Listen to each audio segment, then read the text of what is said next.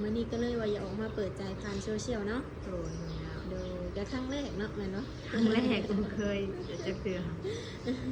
และแบบอยากโอ้โลกมีครูบ่าวทั้งหลาย กับโบมี่แบบตายตัวเนาะแนวใดก็ได้คะแนนว่าเข้าใจกันหับได้แบบ เปิดภาพมากับพวกกับผู้สาวโสดนะสาระหน่อยเนาะ โดย ก่อนอื่นเขาไปทักทายมันก่อนนะโดยสบายดี ส เด้อบ ายดี โดยสบายดี สบายดีทั้งสาวโสด แมน ก็ถือว่าเป็นผู้เจ้าคุ้งงามอีกเคสหนึ่งเนาะสมัย แมน มาพบมาพบเป็นครั้งแรกแต่สิขออย่าตถามซื้อเด้อ โดย ซื้อว่าจังไดเอ่ย ชื่อเรา ซื้อสาวเรา ไม่แล้ว โอ้ โดย สาวเราใจได้เนี่ย เนาะอยู่จากปีเอ่ย อันนี้บอกที่คนเดิมเศร้าปลายแก่แล้ว โอ้สาว ตาย ป เล ลาย ยเด้เนาะ เกือบ30 วันประมาณ29เพิ่มซะ บ่สาวป้าคือยังงามเนาะ คิดว่ายังบ่หอดเลยนี่ คือว่าอยู่15ปีน่ะ อายุเศร้าปลายนี่เคยสั่งครอบครัวบ่ ยังบ่เคยสั่งครอบครัว โดย ยังโสดอยู่ ที่ผ่านมาเคยโอลมครูบาวอยู่บ่ เคยมีอยู่คือว่าค่ะ แต่ว่าตอนนี้เลิกลากันแล้วเนาะ แม่เลิกแล้ว เป็นโสดมาลนแล้วบ่นี่ โอ้เป็นปีปลาย2 ปีแล้ว โดนเติบมาสมัย แมน คือว่าคือจบคูงาม คือโสดมาลนแท้ มันบอกเข้าใจกันบ่มันบอกเข้าใจกันบ่หรือว่าเนี่ยใด มันแบบมันอยู่ไกลกันค่ะมันอยู่คนละบอนแน่อีกอย่างมันก็บ่อยากเข้าใจกันไปหันไปนี่มันก็อย่างยากเนาะ โดยมีการหึงหวงกันเนาะ แม่ โดยเมื่อนี้ก็เลยว่าอย่าออกมาเปิดใจผ่านโซเชียลเนาะ โดนแล้ว โดยแต่ครั้งแรกเนาะแม่นเนาะ ครั้งแรกก็เคยจะเตือน และแบบอยากโอ้โลกมีครูบ่าวทั้งหลาย กับโบมี่แบบตายตัวเนาะแนวใดก็ได้คะแนนว่าเข้าใจกันหับได้แบบซัพพอร์ตอย่างเขาได้เล็กๆหน่อยๆก็โอเคค่ะนะ โดยอย่างเช่นอย่างแม่ให้เพิ่นซัพพอร์ตนี่นะ ก็ซัพพอร์ตในการอยู่ชีวิตประจำวันนี่แหละเพราะเขาไม่ได้ไปใส่เลยเขาก็อยู่บ้านอยู่เมืองเขากับแบบอยากค้าอยากขายอยากเฮ็ดหันเฮ็ดนี่ค่ะนะพอมีคนสวยหน่อยหนึงเฮ็ดของเฮ็ดห้านสิค่ะนะ โอ้ โอเค อยากเฮ็ดห้านอย่างเนาะขายเครื่องนี้ ขายเครื่องย่อยขายเครื่องย่อยขายหยังนี่แหละขาย ตัวไปเนี่ยเนาะ ตัวไป ขายถั่วไปมียังกบเขียดมาขายยังหอยขายกันเลยได้เวิร์ดทั้งเลยเขาจะมีห้านเอาง่ายๆซะ แม่ เรื่องอายุของครูบ่าวได้สบัดนี้ อันนี้คือว่าบ่ โดย กาบติเรื่องอายุทำได้ก็ได้ภายในว่าเขานับเขาได้เนาะ สังไรก็ได้นี่ได้60นี่ แม่น 60ก็ได้ บ่สิบ่ติว่าเพิ่นนี่เฒ่าบ่ บติธรรมดาเพราะว่ามันคะแนนมันเข้าใจกันค่ะนะเรื่องอายุมันกะเกี่ยวเนาะ โดยขอแค่ว่าโอ้ลมกันแล้วเข้าใจกันเนาะ โดย เพิ่นสามารถดูแลเท่าไหร่ก็ถือว่าโอเคเนาะ แม่ สิเป็นนมทางใดกันแล้วแต่เนาะ มีสเปคตัวอยู่บ่ สเปคถ่ายตัว มีบ่ ว่าเราอยากมีสเปคเนาะกะบ่ถึงขั้นว่ามีสเปคแต่ก็ขอให้แบบน้อยหนึง แบบแรงสีผิวรูปร่างหน้าตาเพิ่นนี่นะ กาจักสิวันอะไรเนาะเอากับโบอยากตีอะไรเนาะคือว่าเปิดใจผัดสิมาตีบอกกูบ่าวก็เอาแบบพอไปพอมาหน่อยหนึงก็ได้สินะ สิว่าตาเลก็บ่เอาเลยเนาะ เพราะเขาว่า ตาบงตาบอดกับโบอยากได้เอา เอาแต่พูดแบบว่าสม่ำเสมอเขาเลยเนาะ โดย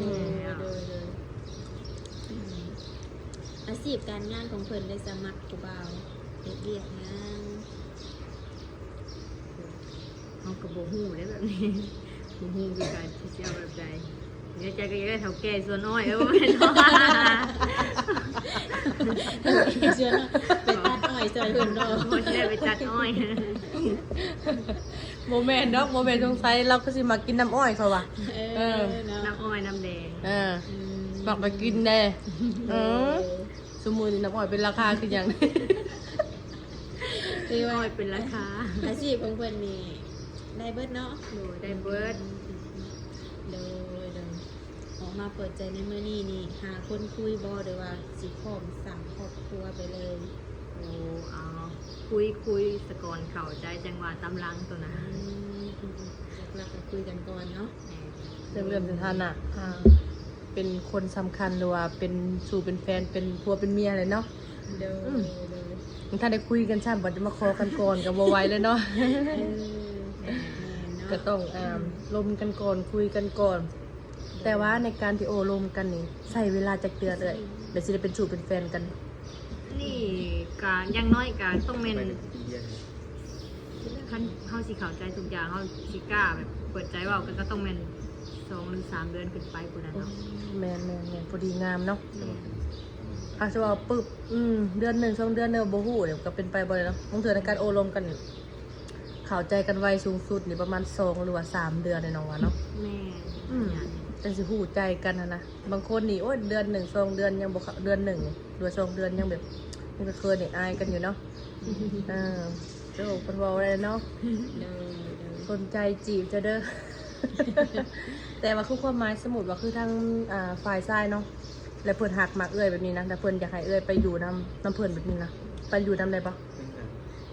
แบบไปอยู่สมมุติว่าทางไกลซะเนาะก็คันว่าไปก็ไปได้ เพราะว่าเฮาก็ยังบ่มีพันธะลูกเต้าก็ยังบ่มีแต่พ่อแม่นะแต่เฮาก็ต้องเบิ่งก่อนว่าสามารถดูแลพ่อแม่เฮาได้บ่ซำใดซำหนึงเพราะคันเฮาบ่อยู่เฮาก็ต้องหาแนวซัพพอร์ตเพิ่นทางอื่นนะหาคนมาอยู่นำอีหยังนะ แต่ว่าก็คือความหมายทางแบบว่าทางเอื้อยนี่ก็สามารถไปอยู่กับเพิ่นได้เนาะแต่เฮาก็ต้องเบิ่งก่อนเนาะแต่ว่าคนที่อยู่ก็เนื้อพ่อแม่ของเอื้อยปัจจุบันนี่มีภายในซะ มีแต่เอื้อยแล้วก็หลานน้อย2 คนแล้วก็พ่อแล้วก็แม่ โอ้หลานน้อย2 คนโดยก็ถือว่าเพิ่นเป็นคนอยู่จะบอกก็เลี้ยงหลานอีกดิ เลี้ยงหลาน เลี้ยงหลานพ่อแม่เขาบ่อยู่ โอ้ต้องหับเป็นภาระป้ากับแม่เด้เนาะ เป็นป้า เป็นทั้งป้าทั้งแม่ในส่วนนี้ ฝึกไว้เด้เนาะ ถ้าเกิดจะเฮ็ดให้เฮ็ดหน้าบ่อย มันบ่มีคนเฮ็ดเด้พ่อกับบ่ปานใดแม่ก็เฒ่าแล้วมีแต่เลี้ยงงัวแม่ก็แต่ก็เอาหลานบ่ได้เฮ็ดนาซ้ำหน้าก็ให้พี่น้องเฮ็ด โอ้เดี๋ยวเพิ่นเอาข้าวให้อยู่บ่ ให้เอาข้าวให้อยู่ แต่ปัจจุบันตะกี้หาที่ผ่านมานี่เฮ็ดเนาะแต่ตอนนี้คือบ่เฮ็ดแล้วเนาะ แม่เฮ็ดให้เฮ็ดนากันหาก็บ่ได้เฮ็ดปีนี้2 ปีนี่แหละ เนื่องจากว่าบ่มีคนพาเฮ็ด แม่มีคนขาดคนไทยและน้องชายก็บ่อยู่มีน้องชายอยู่แต่เพิ่นก็บ่ได้อยู่ ต่างคนต่างไปมีภาระใครภาระมันเนาะโดยก็ถือว่าบริเฮ็ดมีแต่หาเงินซื้อข้าวอีก แม่นแล้ว เนาะ ข้าวก็ซื้อกินน้ำแล้วก็พี่น้องเพิ่นเฮ็ดนาเพิ่นก็เอาให้น้ำแต่ก็บ่หลายเนาะมันก็บ่ได้งามบ่ได้เฮ็ดแบบนั้นปานใดหั้นนะซื้อกินน้ำ ท่านครูบาแบบเพิ่นเห็นคลิปนี้หรือว่าสนใจมีทางติดต่อให้เพิ่นบ่ นี่เจ้า มีหยังไง ทางไลน์ก็ได้ โอ้ WhatsApp ก็ได้ โอ้มีหลายบ่อนด้วยเนาะ เลย ก็มีอยู่ IG ก็ได้ โอ้มี3ช่องทางเลย แล้ว แบบสิขอถามตรงๆเนาะแบบคือทางเจ้าก็เป็นผู้จบผู้งามเนาะมีอยู่บ่คนของมาจีบนี่ คุมื้อนี้บ่ โดย บ่มีเว้าความจริงเลยบ่มีเพราะว่าพวกมึงเป็นหยังเขาคิดแนวใด แม่นอยู่บ่ แม่น ยันว่าตัวทางทีมงานเนาะเสมอคือว่าผู้เจ้าผู้งามไดอ่ะ สาวโสดนี่นะ บ่ได้ตัวมันบ่มีก็มีแต่หมู่คู่คันสิแบบมาล่มอะไรแล้วมันบ่มีมันเป็นน้ำเฮาแบบบ่มานบ่ เลยยังบ่ถึกใจแต่ว่าบ่ถึกถืออกถึกใจเนาะว่าง่ายๆก็คือว่าอะไรเนาะก็เลยว่ามาเปิดใจโลกกว้างซะมื้อนี้เนาะ แม่ บางเทื่อมันอาจสิมีเขามาเฮาแต่ แต่ ว่า ว่า บาง เซ เทื่อ เซแน่เขาอยู่ไกลเนาะ หรือว่าอายุน้อยบ่น้อยเนาะอายุน้อยมากกว่าอายุน้อย มันก็มีกับอายุน้อยก็ได้แต่ว่าสมมุติว่าคันมีลมๆมันก็บ่มีแต่หยอกๆแล้วก็ผ่านไปซื่อๆนะมันแบบบ่มีแบบจริงจัง แล้วเขาสิข่าวมาข่อยมักจะเด้อข่อยจีบจะเด้อแบบสิมันบ่มีเนาะถ้ามันมีนั่นก็สิว่าโอเคอยู่เนาะ มีแต่เขามาแซวเขามาหยอกซื่อๆเนาะคนที่สิคบหาเป็นสู้เป็นแฟนยังบ่ทันมีเนาะ ยังบ่มียังโสดอยู่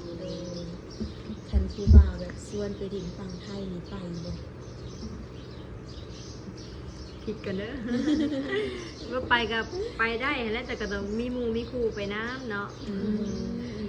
เอาเสมอไปนั่งมาเสมอ แม่นทางเสมอกับพ่อมอยู่ดอก แล้วทางเคยไปอันไทยบ่เฮ็ดงานน่ะ ไปเฮ็ดงานบ่ยังบ่เคย อืมแต่ว่าเคยไปพุ่นแล้วไปอยู่บ่ฝั่ง เค ไท ย ย เคยไปอยู่ บัตรก็คือว่ามีแม่นบ่ มีแล้ว โอ้สบายเด้อเนาะคันครูบ่าวมาหาไปแน่อยู่วันนั้นวันนี้ไปได้บ่ พร้อมเลยวะ เราต้องเบิ่งธนาการเนาะ ไปได้อยู่ ก็ต้องเบิ่งกันก่อนเนาะผู้จักกันบ่ทันกี่มื้อบ่เลยเฮาฝากคุณละโยกให้เนาะ แม่นบ่นี่ นำบ่ทันได้ขอยก็ได้ มาเอาคนจะได้เสมอว่ะแพงกันเนาะ สาวโสดแล้วปีแล้วว่ะอืม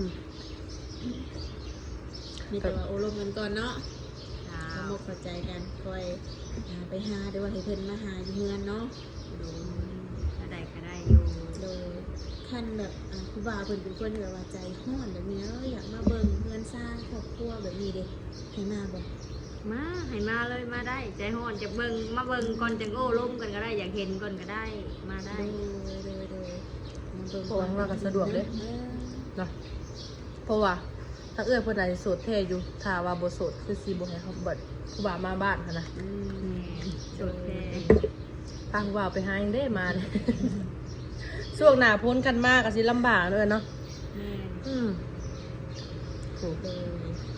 อืม โจทย์ไปหน่อยหนึงนะ แม่น พอดีทั้งถาวพอเพิ่นบ่มา แม่แล้วพอ เพิ่นมาแต่ไสเนาะ มาจากตลาดเชโน เพิ่นอายุจักปีเขาเนี่ยถาม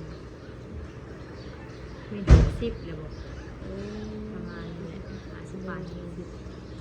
อาจสิอยากได้ดูเคยแล้วเนาะเสมอ อืม เสียมาเห็นหายเห็นหน้าเนาะ แม่นอยู่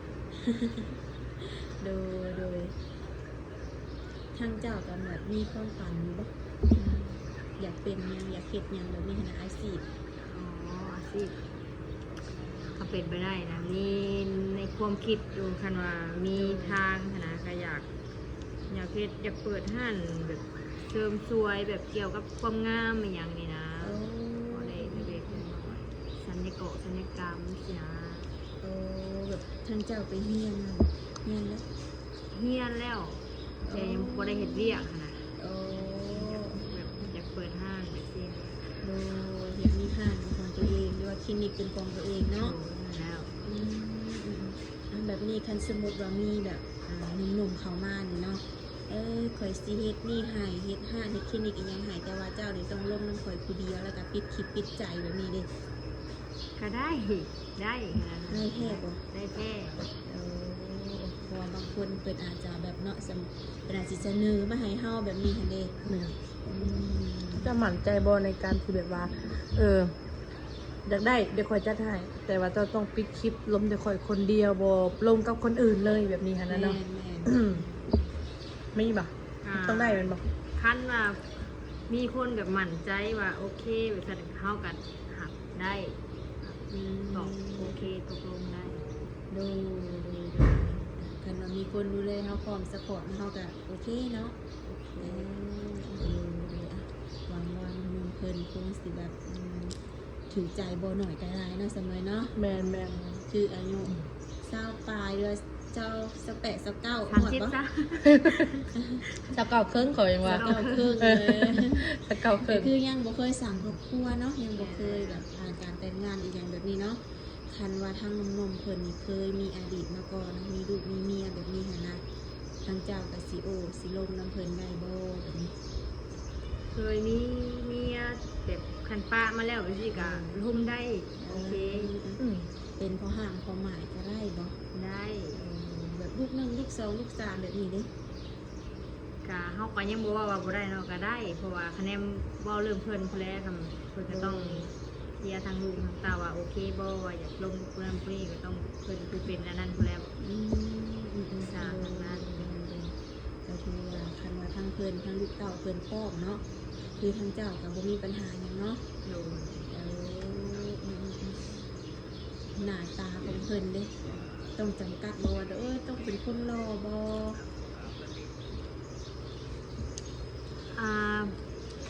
บ่รอหน่อยบ่รอหลายรอน้อยหนึงก็ได้ ได้อยู่ เพราะทางเจ้าก็เป็นผู้จบผู้งามเนาะเสมอเอาสิถามก่อนเลยบางทีทาง FC เฮาบัดข่อยผู้ให้บ่กล้าจีบแบบนี้ก็มีเนาะ มีอีกอย่างหนึ่งสิถามเนาะ ส่วนราย FC ของซัมเมอร์เพิ่นสิมักมาถามว่าทั้งผู้บ่าวเพิ่นนี่นะกินเหล้าสูบยาแบบนี้ทั้งเจ้าก็โอ้ลมได้บ่ เนาะสุดยอด โดย ก็ได้อยู่แต่ว่ากินกับบ่ว่าสิกิน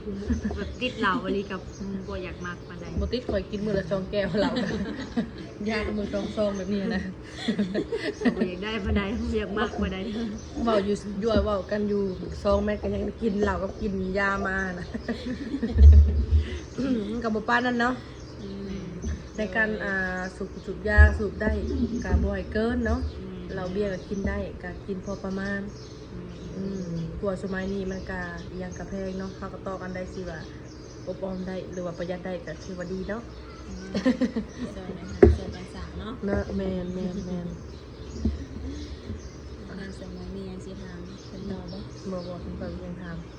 ก็มีแต่ว่าสิโจกคลิปไว้เพียงสำนี้ก่อนเนาะ ำแมน ส่วนที่แบบคำไหนที่ว่าเขายังไม่ทันถามมาเสมอจะให้ทาง FC เพิ่นให้นุ่มเพิ่นมาถามโอ้มาลงเอาเองเนาะ แมน สิได้ความเข้าใจกันได้กว่านี้เนาะ แมน จังไงก็ให้คุกโคเนี่ยครูไว้ๆเด้อคุกโคไว้ทีดีๆเนาะโดยในชีวิต ขอบใจละลาย แต่โอเคเนาะทางงานสิขอตัวลาก่อนเด้อบัดนี้เด้อ โดยสบายดี สบายดีเด้อ